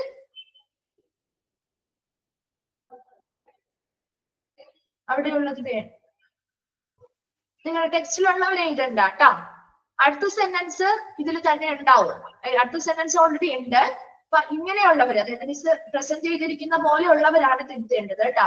അവര് ഫെയിലിയർ കഴിഞ്ഞിട്ട് മിസ് പറഞ്ഞ സെന്റൻസ് ആണ്. അത് കഴിഞ്ഞു വരുന്നത് the hospitals are also, നമ്മുടെ ഫസ്റ്റ് സെന്റൻസ് ഫെയിലിയർ കഴിഞ്ഞിട്ട് ബാക്കി ഉണ്ടായിരുന്നില്ല, അത് കഴിഞ്ഞ് നിങ്ങൾ പൂരിപ്പിക്കേണ്ടത് the hospitals are also advised to check the NAB portal time to time for any important announcements. കിട്ടിയോ? ക്ലിയർ ആയോ? ഓക്കെ ആണോ? കണ്ടിന്യൂഷൻ കിട്ടിയോ? കിട്ടാത്തവരുണ്ടോ? ഒന്നുകൂടി പറയണോ? ഫസ്റ്റ് സെന്റൻസ് എന്താ മിസ് ചെയ്തവരെ മിസ് ഫുള്ളും വായിക്കാട്ടോ. അപ്പൊ അതങ്ങനെ കിട്ടാത്തവരാണെങ്കിൽ ആ സെന്റൻസ് ആയിട്ട് നിങ്ങൾ എഴുതി വെച്ചോ. Failure to complete with the, complete ആണ് കേട്ടോ, COMPLY, complete with the standards at any given point of time. At any given point of time. ആ സെന്റൻസ് കിട്ടിയോ? Okay, next sentence hospitals are also advised. ഇത് already ഇവിടെ കൊടുത്തിട്ടുണ്ട്. First സെന്റൻസിന്റെ failure അങ്ങ് കിട്ടിയാൽ മതി. Hospitals are also advised to check the NAV portal time to time for any important announcements. കിട്ടിയോ? ക്ലിയർ ആയോ സെന്റൻസ്? ആ ഒരു ഫെയിലിയറിന്റെ അവിടെ ഹോസ്പിറ്റൽ ആഡ് ചെയ്യണം കേട്ടോ. ഫെയിലിയറിന്റെ അവിടെ ഹോസ്പിറ്റൽ ആഡ് ചെയ്താൽ മതിയേ. ഫസ്റ്റ് സെന്റൻസ് നിങ്ങൾ എഴുതി വെച്ചല്ലോ. ഓക്കെ അല്ലേ? മിസ് പറയട്ടെ എന്നാ ആ ഒരു സെന്റൻസ് കൂടി കഴിഞ്ഞാൽ നമ്മളിത് കഴിയും കേട്ടോ. അപ്പൊ നോക്കിയേ, ഫെയിലിയർ ഫസ്റ്റ് സെന്റൻസ് എന്താ പറഞ്ഞേ? Failure are also advised to check the NAV portal. Sorry, failure to compliant with the standards at any given point of time. അതായത് ഒരു അക്രഡിറ്റേഷൻ കിട്ടുക എന്ന് പറയുമ്പോൾ ആ സ്ഥാപനം ഏത് സമയത്തും ആ സ്റ്റാൻഡേർഡ്സ് പാലിക്കണമെന്നാണ് അല്ലെ. അങ്ങനെ ആ സ്ഥാപനത്തിന് ഏത് സമയത്തും അങ്ങനെയുള്ള സ്റ്റാൻഡേർഡ്സ് പാലിക്കുന്നതിൽ പരാജയപ്പെട്ടാൽ, മനസ്സിലായോ? നേരെ ഓപ്പോസിറ്റ്, ആ എല്ലാ സമയത്തും ചിലപ്പോൾ അവർക്ക് ആ സ്റ്റാൻഡേർഡ്സ് പാലിക്കാൻ പറ്റാതെ വന്നാൽ, അല്ലെങ്കിൽ അവരതിൽ ഫെയിലിയർ ആയാൽ, അപ്പോ ആ നാവിന് എന്ത് ചെയ്യാം? ആ ഒരു അംഗീകാരം ക്യാൻസൽ ചെയ്യാൻ പറ്റില്ലേ? പറ്റോ? പറ്റും അല്ലെ. രണ്ടാമത്തെ സെന്റൻസ് പറയുന്നത് ഈ നാവിന്റെ പോർട്ടലില് കൃത്യമായിട്ട് ഹോസ്പിറ്റൽസിന് വേണ്ടിയിട്ടുള്ള ഇമ്പോർട്ടന്റ് ആയിട്ടുള്ള അനൗൺസ്മെന്റ്സ് ഒക്കെ ഇടും. മനസ്സിലാവും? എല്ലാം ആ പോർട്ടലിലൂടെയാണ് നമ്മൾ പറഞ്ഞു അല്ലെ. എല്ലാ കമ്മ്യൂണിക്കേഷൻ നടത്തുന്നത് ആ പോർട്ടലിലൂടെയാണ്. അപ്പോ എപ്പോഴും ഹോസ്പിറ്റൽസ് ആർ അഡ്വൈസ്ഡ്, ഹോസ്പിറ്റലിനോട് നിർദ്ദേശിക്കുന്നത് എന്താണ്? Hospitals are advised to check the NAV portal time to time for any important announcement. എപ്പോഴും എന്താ സമയാസമയങ്ങളിൽ ഹോസ്പിറ്റലുകാർ ആ NAV പോർട്ടൽ ചെക്ക് ചെയ്യണം. എന്തിനു വേണ്ടിയിട്ടാണ്? ഇമ്പോർട്ടന്റ് ആയിട്ടുള്ള അനൗൺസ്മെന്റ് കാര്യങ്ങൾ NAV അതിൽ ഇട്ടിട്ടുണ്ടാവും. അതുകൂടാതെ ചേഞ്ച് ഇൻ സ്റ്റാൻഡേർഡ്സിലെ ചേഞ്ചസോ കാര്യങ്ങളോ വന്നിട്ടുണ്ടെങ്കിൽ ഇങ്ങനെയുള്ള കാര്യങ്ങളെല്ലാം കൃത്യമായിട്ട് എന്ത് ചെയ്തിട്ടുണ്ടാവും? ആ NAV പോർട്ടലില് കൃത്യമായിട്ട് ആ NAV എന്ത് ചെയ്തിട്ടുണ്ടാവും? പബ്ലിഷ് ചെയ്തിട്ടുണ്ടാവും. അപ്പൊ അത് കൃത്യമായിട്ട് മനസ്സിലാക്കാനും which needs to be adhered by accredited hospital. ഈ പറയുന്ന കാര്യം മനസ്സിലാക്കിയാൽ മാത്രം പോരാ, ഈ അക്രഡിറ്റഡ് ആയിട്ടുള്ള ഹോസ്പിറ്റൽ അത് കൃത്യമായിട്ട് പാലിക്കുന്നതിന് വേണ്ടിയിട്ടും കൂടിയാണ് ഈ NAV പോർട്ടലുകള് ഏത് സമയത്ത് അല്ലെങ്കിൽ ഇടയ്ക്കിടയ്ക്ക് സമയാസമയങ്ങളിൽ ഈ ഹോസ്പിറ്റലുകാർ ഇത് സന്ദർശിച്ച് ചെക്ക് ചെയ്യണമെന്ന് പറയുന്നു. മനസ്സിലായോ? ഇവരിടുന്ന ഈ അപ്ഡേഷൻസ് അല്ലെങ്കിൽ അനൗൺസ്മെന്റ്സോ അല്ലെങ്കിൽ ചേഞ്ചസ് വന്നിരിക്കുന്ന കാര്യങ്ങളോ ഇവരറിയാതെ പോയി കഴിഞ്ഞാല് അത് അവരവിടെ പാലിക്കുന്നില്ല അല്ലെ. അങ്ങനെ പാലിക്കാതെ വരുന്നത് കൊണ്ടും ഇവർക്ക് എന്ത് ചെയ്യാം? നാവിന് ആ ഒരു അക്രഡിറ്റേഷൻ ക്യാൻസൽ ചെയ്യാനുള്ള റൈറ്റ്സ് ഉണ്ട് എന്നാ പറയും. മനസ്സിലായോ? 4 കാര്യങ്ങളാണ് പറഞ്ഞത്. ഒന്നാമത്തത് കൃത്യമായ ഫീസ് അല്ലെ, അവർക്ക് ആവശ്യമായിട്ടുള്ള ഫീസ് കൃത്യസമയത്ത് അടച്ചില്ലെങ്കിൽ അവർക്ക് ക്യാൻസൽ ചെയ്യാൻ പറ്റും. രണ്ടാമത് പറഞ്ഞത് ഈ ഹോസ്പിറ്റലിനെതിരെ ഏതെങ്കിലും റെഗുലേറ്ററി ബോഡീസ് എന്തെങ്കിലും പ്രതികൂല നടപടികൾ എടുത്താൽ അതിന്റെ ബേസിസിൽ നാവിന് എന്ത് ചെയ്യാം? ആ ഒരു അംഗീകാരം ക്യാൻസൽ ചെയ്യാൻ സാധിക്കും. മൂന്നാമത് പറഞ്ഞത് പേഷ്യൻസിന്റെ സേഫ്റ്റിയുമായി ബന്ധപ്പെട്ട് സീരിയസ് ആയിട്ടുള്ള ഗുരുതരമായ ഇഷ്യൂസോ കാര്യങ്ങളോ വന്നാലും അവർക്ക് അക്രഡിറ്റേഷൻ ക്യാൻസൽ ചെയ്യാം. നാലാമത് പറഞ്ഞത് ഈ പറയുന്ന നാവിന്റെ സ്റ്റാൻഡേർഡ്സ് എന്ന് പറയുന്നത് എല്ലാ സമയത്തും ഒരുപോലെ ഇവർ കീപ്പ് ചെയ്യണം. അങ്ങനെ എല്ലാ സമയത്തും ഈ സ്റ്റാൻഡേർഡ്സ് ഇവർക്ക് പാലിക്കാതെ പറ്റാതെ വന്നാൽ അതിലധികം അവർ പരാജയപ്പെട്ടാൽ അപ്പോൾ ഇവർക്ക് ഈ നാവിന്റെ സ്റ്റാൻഡേർഡ്സ് അല്ലെങ്കിൽ ആ ഒരു അക്രഡിറ്റേഷൻ അംഗീകാരം ക്യാൻസൽ ചെയ്യാൻ പറ്റും. അതുകൂടാതെ കൃത്യമായി എല്ലാ സമയങ്ങളിലും ഈ നാവ് കൃത്യമായ ഇമ്പോർട്ടന്റ് ആയിട്ടുള്ള അനൗൺസ്മെന്റ്സും അതുപോലെ സ്റ്റാൻഡേർഡ്സിൽ വരുന്ന വ്യത്യാസങ്ങളൊക്കെ ആ NAV പോർട്ടലിൽ ഇട്ടുകൊടുക്കാറുണ്ട്. ഈ ഹോസ്പിറ്റലുകാരോട് എപ്പോഴും നിർദ്ദേശിക്കാറുണ്ട് ഹോസ്പിറ്റലുകാർ ആ ഓൺലൈൻ പോർട്ടലിൽ കയറി ഈ പറയുന്ന കാര്യങ്ങൾ ചെക്ക് ചെയ്യണമെന്ന്. അത് എന്തിനു വേണ്ടിയാണ് ചെക്ക് ചെയ്യുന്നത്? ആ ഹോസ്പിറ്റല് ഈ പറയുന്ന സ്റ്റാൻഡേർഡ്സിൽ വരുന്ന വ്യത്യാസങ്ങൾക്കനുസരിച്ച് ഇമ്പോർട്ടന്റ് ആയിട്ടുള്ള അനൗൺസ്മെന്റുകൾക്ക് അനുസരിച്ചുള്ള എല്ലാ കാര്യങ്ങളും ഈ അക്രഡിറ്റഡ് ഹോസ്പിറ്റൽ പാലിക്കാൻ വേണ്ടിയിട്ടാണ്. അങ്ങനെ പാലിക്കാതെ വരുന്ന ഹോസ്പിറ്റൽസിനും എന്ത് ചെയ്യാം? ഇവർക്ക് സ്റ്റാൻഡേർഡ്സ് അല്ലെങ്കിൽ ആ ഒരു സ്റ്റാൻഡേർഡ്സുമായി ബന്ധപ്പെട്ട അംഗീകാരങ്ങൾ റദ്ദ് ചെയ്യാനായിട്ടുള്ള അധികാരം നാവിന് ഉണ്ടായിരിക്കും. മനസ്സിലായോ? ക്ലിയർ ആയോ? 4 പോയിന്റ്സ് ഓക്കെ ആണോ? ഓക്കെ, നമ്മുടെ ഈ ഒരു ചാപ്റ്റർ കഴിയാറായി. നെക്സ്റ്റ് ഒരു ട്രെയിനിങ് എന്ന് പറഞ്ഞ ഒരു ചെറിയ ഭാഗം കൂടി ഉള്ളു കേട്ടോ. ബാക്കി ഭാഗം നിങ്ങൾക്ക് നാവുമായി ബന്ധപ്പെട്ടത് രമ്യ മാം എടുത്തിട്ടുണ്ടാവും കേട്ടോ. എടുത്തല്ലോ. നാഗുമായിട്ട് ബന്ധപ്പെട്ട ഭാഗങ്ങൾ എടുത്തില്ലേ? ഓക്കെ, നമുക്ക് ഇനി ഒരു ട്രെയിനിങ്ങിനോട് ഒരു ചെറിയ ഭാഗമുള്ളൂ കേട്ടോ. അത് കഴിഞ്ഞ് അടുത്ത ക്ലാസ്സിൽ മിസ് നെക്സ്റ്റ് മോഡ്യൂൾ സ്റ്റാർട്ട് ചെയ്യും കേട്ടോ. അടുത്ത ക്ലാസ്സിൽ വരുമ്പോ ഇത്രയും ഭാഗം ഒന്ന് വായിച്ചിട്ട് വന്നേ. നമുക്ക് അതിന് മുൻപ് അടുത്ത ക്ലാസ്സിൽ നമുക്കൊരു പിക്ചർ ഉണ്ടായിരുന്നു, ഓർമ്മയുണ്ടോ? ആദ്യം നമ്മളൊരു പിക്ചർ ഉണ്ടായിരുന്നില്ലേ? ഈ പറയുന്ന പ്രൊസീജിയേഴ്സ് ഒക്കെ കൊടുത്തിരിക്കുന്ന അക്രഡിറ്റേഷൻ പ്രോസസ്സുമായി ബന്ധപ്പെട്ട പ്രോസസ്സുകൾ, അതൊന്ന് നോക്കിയിട്ട് നമുക്ക് ട്രെയിനിങ് എന്ന ഭാഗത്തേക്ക് പോയിട്ടാണ് കംപ്ലീറ്റ് ചെയ്യാൻ പറ്റുള്ളൂ കേട്ടോ. Okay, thank you.